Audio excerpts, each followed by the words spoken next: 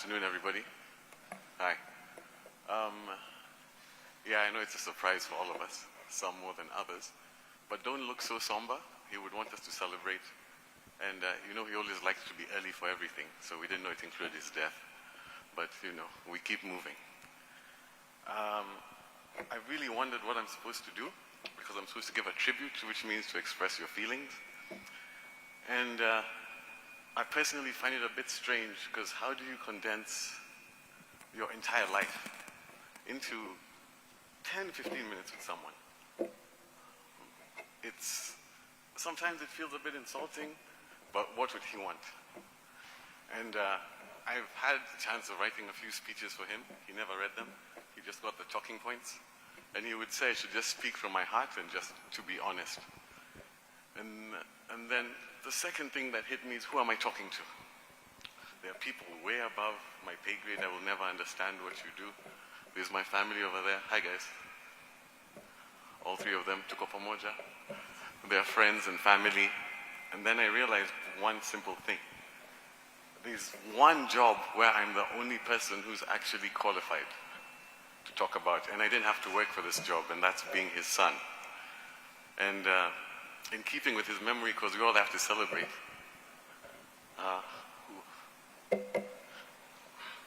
Don't worry, relax.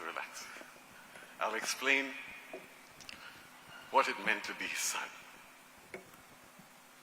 A couple of things people don't realize.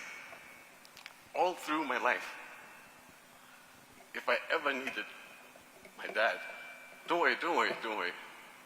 I'm okay. He would want me to do this alone. He was available. It didn't matter if he was a surgeon, if he was a cabinet secretary. And that's because he believed in family. And it was always the same. One phone call. If he can talk, he talks immediately. If he can't talk, immediately he finishes, he would come to me. And that's for 38 years of my life. And it's funny, I'm happy people touched upon it, because I used to get the usual questions of, how is it being raised by this Kali person, etc. I never saw that person. And same with my mom. That's why I really love this picture. This is all I saw. He just smiled, and to put it very simply, he always just kept it very simple. They kept telling me all the time, I don't know if they even realize this, all they said is just do what you're supposed to do when you're supposed to do it. It's that simple. And that's all he did. And it's great watching him over time. Everybody always talks about his successes. But I'm blessed because I got to see when he failed. And I realized everybody forgets when he failed, because I saw how he reacted. And what hits me more, if I feel like that, the person who knows a lot more is my mom. Because as I have a child now, by the time it reaches your child, it's really stressing you. Do you know what I mean? It's stressing you.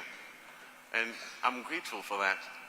So I won't take too much time. The person who needs to take the most time is the person who spent the most time with him. But I'll just say 3 things that I hope everybody can take away. Number 1, family is the most important thing. You never know when you have time. He knew it. He gave me time. And he always did what he was supposed to do. A CS who still gave lectures at the university, because yes, my name is there. There was never pomp or ceremony. The funny thing is, he never looked for any of the officers. All he ever did was what he was supposed to do. And if he saw that there was something that was wrong, he just continued. If the office looked ugly, it's like, this office has to be revamped. Where do I get money? If there are too few doctors, how do we organize doctors? And then pap. And whenever he got an office, the other thing I remember is he was always waiting to retire. He was waiting to leave. The discussions were, what's going to happen when I leave the university? Next he's appointed somewhere. Next he's appointed somewhere else. And that makes me feel strange, because I spoke to him, I was with him all through. But when I was talking to him before, I was really talking to him about, there's too much on my mind. We share several offices, so that's a very strange thing. And we have the same name, so every now and then I get a text that's meant for him, which I thought was very funny. And since we're always honest to each other, I thought that was it was quite funny that I could always see where he was going and how he was trying to take care of me, or what he was struggling with, or how he hid it. I could go on and on because it's 36 years, but two stories come to mind.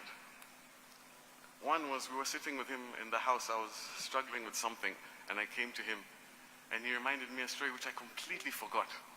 I was just in high school. I was in boarding, and you know how children now, you compare yourself to other children. So I had clothes, but I didn't have the cool clothes that all the other children were wearing, and they had many of them. And I remember telling him, Dad, can I get more of this? Then he just smiled. He's like, just go up to your room, put the clothes that you have. Then he gave me some time. Then when I went there, we're talking about tracksuits, because that was the cool thing at the time. I had 2 of them and 2 pairs of shoes. I was like, everybody had like 5. So he's like, do your friends have these? I'm like, no. Do your friends have these shoes? He's like, no. But it's like, but they have many. Sindio? I'm like, yes. So he started laughing, and that's actually what I miss, his laugh. And it was really heavy. Then I was wondering, why are you laughing? And then he said, what you do is tomorrow, you go to school, you tell all those friends who have all those clothes, ask them why they're wasting so much money buying so many clothes, that they should look to you who only has 2 that are lasting for this long, and you go and tell them this exact thing. I'm sorry that you have to do so much for other people, but look at me, I'm the standard. So if you have these, then you're okay. So those are the small things I think about. He made me realize, stop comparing, just do what you're supposed to do when you're supposed to do it. It's that simple. Everybody makes it seem so hard. But if you tell somebody the truth, they won't be happy. But if you're doing it properly, that's it. Trust in God. The same quote that's in one of our desks, for the Lord did not give us a spirit of fear, but of faith, hope, love, and sound mind. And that's what my dad is. He was always hope. And that will continue. I think, like I keep saying, I can just keep on going. But the last one, this one goes to everybody. Towards the end, one quick note, I have to say this for the doctors. How many professors do you know that most of their mentees are professors? You know, it's a small thing. If you're in medicine, you know exactly what I'm talking about. Those are the people who came to support and help me. Always his mentees. He spent time with them. Every one of them has an individual relationship. A lunch, a coffee, a phone call, a funeral, a wedding. And that's what impresses me, because that takes time. It takes time to be human and spend time with people. That's one thing we're all missing. So forget pomp, ceremony, anything. Spend time with people. That's what he would want you to remember. Talk to the person next to you. Find out what's going on with their children. Just spend time with them. And he kept telling me this thing. If there's somebody behind you, somebody stands behind you, what do? You protect them. If somebody stands beside you, regardless of what they believe, their creed, their politics, anything, if they have decided to stand beside you, you respect them. It's literally that simple. And the last one, which he told me, if anybody stands in front of you to push you back, then it's fine. You smile and you look at the people beside you and behind you, and you show them the strength that you have now. So with that, and you trust in God, you'll be okay.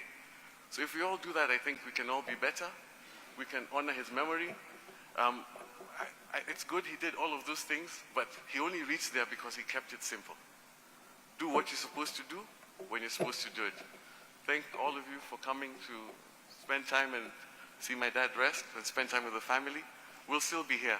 Hopefully we'll become friends. Regardless of wherever you are still who you are. So God bless you all. Thank you.